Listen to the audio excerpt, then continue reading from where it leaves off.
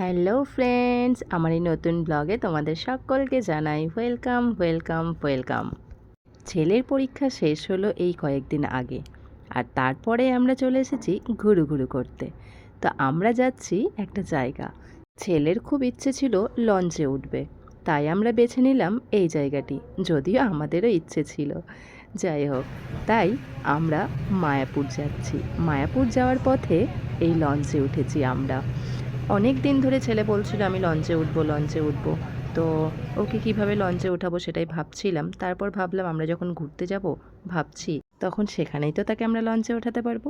তো সেই লঞ্চে উঠে ছেলে তো খুব মজা পেয়েছে। যাই হোক, আমরা যেহেতু 3-4 দিনের জন্য এসেছি, তাই প্রথমেই আমরা মায়াপুরটাকে ঘুরে নেব।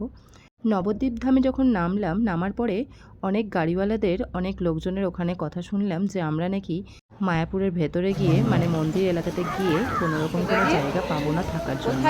তো সেটা শুনে তো চমকেই গিয়েছিলাম। আমরা রুম পেয়ে গেছি। ভাবছিলাম যে পাবো না, বাইরে শুনতে শুনতে আসছিলাম যে আমরা রুম পাবো না, কিন্তু ফাইনালি পেয়ে গেছি। এখন রুমেই যাচ্ছি।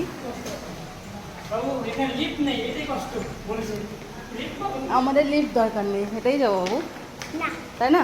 লিফটে না, হেঁটেই ঠিক। একদিনের জন্য এসছি আমরা মায়াপুর। 4 ওপরে।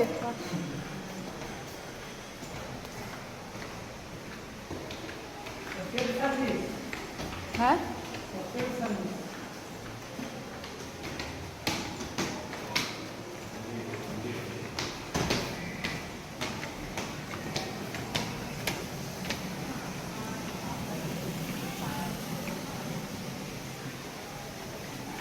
ওই তো 504। হ্যাঁ,